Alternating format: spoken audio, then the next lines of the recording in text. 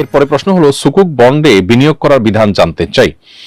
সুকুক bond এটা শরিয়া অনুযায়ী পরিচালিত হওয়ার কথা এবং একটা বিকল্প হালাল পদ্ধতি হিসাবে এটি এসেছে বাজারে।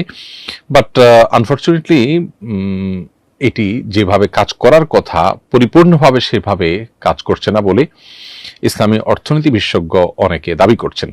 তো এই জন্য এই বিষয়গুলোতে মানুষের অনাস্থা দূর করে আরও আস্থা বিল্ড আপ করা দরকার এবং মৌলিকভাবে হালাল এবং শরিয়া অনুমোদিত বিভিন্ন পলিসি তৈরি করে হারামের বিকল্প তৈরি করার জায়গা থেকে এটি প্রশংসনীয় উদ্যোগ, কিন্তু পরিপূর্ণভাবে যেন শরিয়া সেখানে মেনটেন করা হয় সে বিষয়টি নিশ্চিত করা দরকার এবং অনাস্থা দূর করার কাজটাও করা দরকার।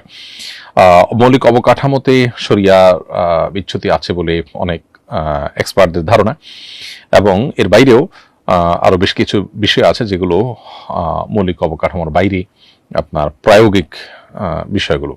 তো এইসব বিচ্ছেদগুলো সংশোধিত হওয়া প্রয়োজন। কর্তৃপক্ষ আশা করি সেদিকে মনোযোগ দিবেন। বাকি মূল যে অ্যাপ্রোচটা সেটা প্রশংসার দাবি রাখে।